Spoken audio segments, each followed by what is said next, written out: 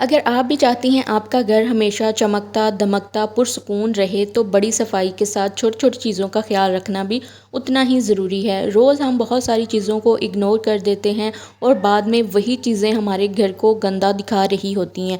जैसे कि फ्रिज का डोर, बाहर लगी हुई रेलिंग, विंडो और साथ ही ओवन का कपड़ा, फ्रिज के ऊपर डाला हुआ कपड़ा बहुत ज़्यादा ऑयली ग्रीसी हो जाते हैं और जितनी चीज़ मैली होती जाती है उस चीज़ को हाथ डालना भी उतना ही मुश्किल लगता है, क्योंकि मैली चीज़ को साफ़ करने में टाइम भी ज़्यादा लगेगा। इसके अलावा अगर आपने घर में पौधे रखे हुए हैं, उनके पत्ते पीले पड़ गए हैं, फंगस आ गई है या फिर उनके ऊपर कोई सूंडी पड़ गई है, तो भी आप इस वीडियो को कंप्लीट देख सकते हैं। इसमें मैंने इन पौधों को ठीक करने का सल्यूशन भी बताया है। तो चलते हैं अपनी वीडियो की तरफ। अस्सलाम वालेकुम, welcome back to my channel. कैसे हैं जी आप सब लोग। एक स्प्रे बॉटल में मैंने सरफ़ और पानी डाल के एक सॉल्यूशन सा तैयार कर लिया है अपने घर की जो भी रेलिंग हैं उनको साफ़ करने के लिए। ये हमारी विंडो के बाहर और टेरेस पे इस तरह की स्टील की रेलिंग लगी हुई है जिसके ऊपर परिंदे बैठते हैं और डस्ट भी बहुत आती है, जिसकी वजह से शदीद किस्म के दाग बने हुए थे, परिंदों के पाँव लगे हुए थे, तो बहुत ज़्यादा रेलिंग गंदी थी। तो एक दफ़ा मैंने इसके ऊपर सरफ़ वाला कपड़ा मारा है पूरा गीला करके, उसके बाद मैंने उसी कपड़े को धो के फिर एक दफ़ा लगा दिया है। इससे रेलिंग बहुत ज़्यादा चमकने लगी है, बिल्कुल स्टील जो है वो शाइन करने लगा है और विंडो के बाहर का जो व्यू है ना बहुत अच्छा लगने लगा। यही रेलिंग गंदी थी तो भद्दी सी नज़र आ रही थी। उसके बाद आते हैं फ्रिज की तरफ। फ्रिज के ऊपर डाला हुआ कपड़ा कुछ टाइम पहले मैंने ये DIY करके बनाया था, सिर्फ इस वजह से क्योंकि फ्रिज के ऊपर बहुत ज़्यादा ग्रीस आ जाती है, ऑयल आ जाता है और फ्रिज इतना बड़ा है कि ऊपर मेरा हाथ नहीं जाता या मैं रोज़ किसी चीज़ के ऊपर चढ़ के इसको साफ़ करना हमेशा मुझे मुश्किल लगता है। तो मैंने इसके ऊपर डाल के ये मैंने मैट एक बना के ऊपर डाला हुआ था। अब ये काफ़ी अरसे से मैंने डाला और इसको बिल्कुल नहीं धोया। इसमें चीज़ें पॉकेट्स में इतनी चीज़ें भरी हुई थी तो मुझे मुश्किल लग रहा था मैं इसको उतारूं और फिर इसमें से सामान निकालूं और कैसे इसको उतारूंगी। तो इस वजह से डिले होते होते ये टाइम आ गया कि इसके ऊपर बहुत ज़्यादा ग्रीस और डस्ट थी। इसको बिछाने का फ़ायदा आपके सामने है। फ्रिज ऊपर से बिल्कुल साफ़ सुथरा है, उसी जगह से गंदा है जहाँ से ये कपड़ा हटा हुआ था या नहीं था। तो उसको हमने उतार लिया है। इसको हम सरफ़ वाले पानी में भिगो देंगे। इसी के साथ मैं फ़्रिज को भी डस्ट कर दूँगी, डस्ट क्लीन कर दूँगी। किचन के साथ साथ डेली जब किचन की मैं डस्टिंग करती हूँ तो फ्रिज के डोर की डस्टिंग लाजमी कर लेती हूँ। फ्रिज की वीकली या मंथली डीप क्लीनिंग के अलावा भी हम रोज़ फ्रिज को अंदर से ज़रूर कपड़ा लेके साफ़ कर सकते हैं, ताकि हमारे जो फूड पार्टिकल गिरे हुए हैं, छोटी मोटी सब्ज़ी के छिलके वगैरह उधर रह गए हैं, तो उसको भी साफ़ करते रहें। तो फ्रिज की जो एसेट जो वीकली डीप क्लीनिंग होती है ना, उसका प्रेशर ज़रा कम हो जाता है। उसके बाद जी हमने ये जो कपड़ा उतारा था फ्रिज का मैट, इसी तरह अगर आपने ओवन के ऊपर कोई भी कपड़ा डाला हुआ है उसको भी उतार के ले आएँ। उसके ऊपर भी बहुत ऑयल ग्रीस और डस्ट बन जाती है। या बज़ाहिर वो इतना मैला नहीं लग रहा हो, उसका रंग ऐसा गंदला सा हो, जो उसके अंदर बहुत मैल और जरासीम होते हैं।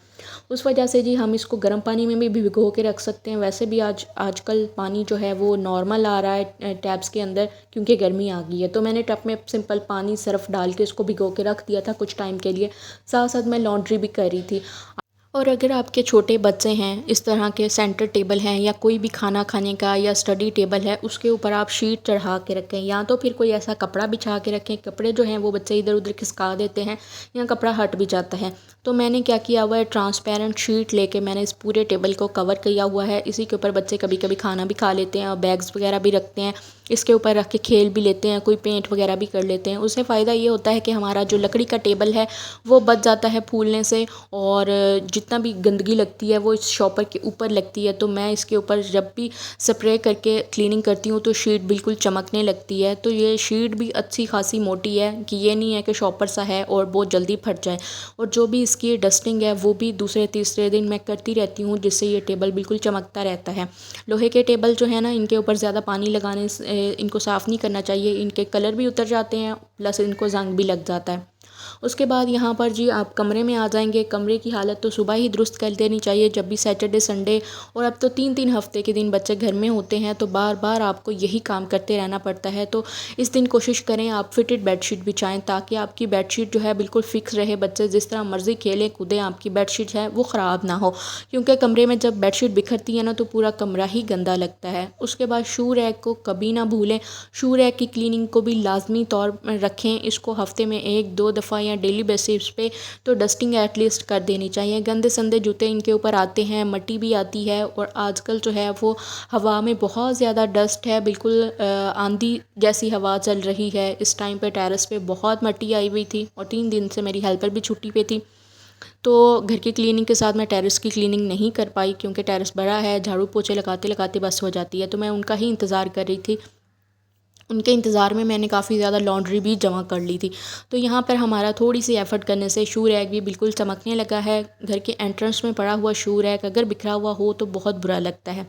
इस टाइम जी हमारे सारे काम ऑलमोस्ट साथ साथ चल रहे थे। लॉन्ड्री भी हो गई थी, सुबह के नाश्ते भी बन गए थे, घर की क्लीनिंग भी हो गई थी और ये मेरा पूरा किचन है जो कि आप लोग देखना चाहते हैं मेरे घर को।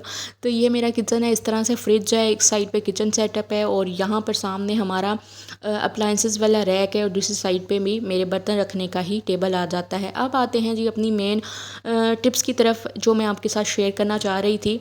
यहाँ पर देखिए जी मैंने मनी प्लांट रखा हुआ था तो इसके पत्ते काफ़ी पीले हो गए जिनको मैंने तोड़ तोड़ के फेंक दिया, जो कि मुझे बहुत बुरे लग रहे थे और ऐसे लग रहा था ये बीमार पड़ रहा है। उसके बाद यहाँ पर ये जो प्लांट है ग्रीन कलर का, इसके ऊपर भी फंगस सी लगी हुई थी और पत्ते भी दरमियान से टूट रहे थे और यहाँ पर स्नेक प्लांट की भी ये हालत हो चुकी थी। तो मैंने काफ़ी सर्च करने के बाद जो है वो मैंने एक महलूल तैयार किया जिसमें हमने सिरका यूज़ करना है। सिरका क्लीनिंग के लिए या पौधों को लगाने के लिए कोई सस्ते वाला लेके आएँ। 100-150 की इस तरह की बड़ी बोतल आ जाती है। पंसार की दुकान से आपको हर किस्म के सस्ते सिरके मिल जाते हैं। या चिकन को साफ़ करना हो, किचन को साफ़ करना हो तब भी आप सस्ता सिरका ही रखें क्योंकि जी जो सिरका होता है वो चिकन की स्मेल को भी बहुत अच्छे से ख़त्म करता है, प्लस जो दाग धब्बे होते हैं उनको भी बहुत अच्छे से साफ़ कर देता है। अब जी ये महलूल जो हमने तैयार किया है, एक स्प्रे बॉटल के अंदर पानी डाला है, 2 ढक्कन सिरके के भर के डाले हैं, 1 चम्मच हमने हल्दी का डाल दिया है। तो बस इसको मिक्स करके रख लेंगे। इसको आप 2-3 दिन के लिए एक ही दफ़ा ये बना के रख लें। इसको कुछ नहीं होने वाला 2-3 दिन में।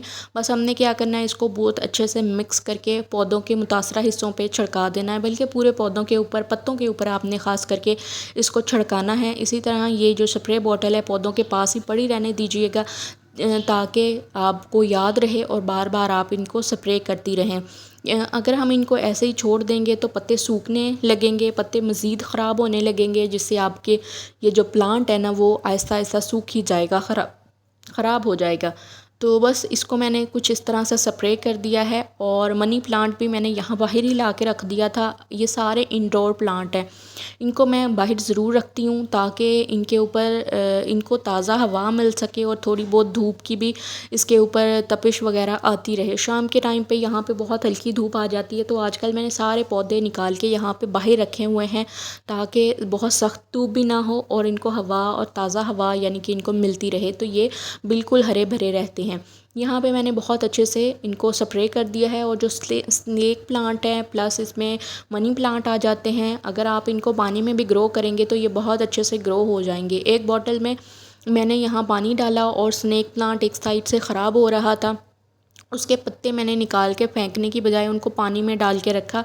लगभग 15 दिन के अंदर कुछ इस तरह से उनकी जड़ें निकल आईं और कल ही मैंने मनी प्लांट जो सूख रहा था, पीले पत्ते पड़ रहे थे, तो उसको भी मैंने पानी में डाल दिया था। मैंने कहा अल्लाह करे ये हो जाए कुछ दिनों में, इसकी भी जड़ें निकल आएँ तो ये भी हम किसी मिट्टी के पॉट में लगा लेंगे। यहाँ देखें जी जड़ें निकल आई थी इसकी भी और मुझे बहुत खुशी होती है पौधों को भी फलता फूलता देख के, और जब हम किसी चीज़ की केयर करते हैं तो वो असर भी दिखाती है। इसी तरह से हमारे घर हैं, हमारा घर हो, हमारे पौधे हों, हमारे बच्चे हों, तो सबको हमारी केयर की ज़रूरत होती है और हमें अपने आप को भी केयर की ज़रूरत होती है। सब चीज़ों के साथ हमें अपने आप को भी निगलेक्ट नहीं करना चाहिए।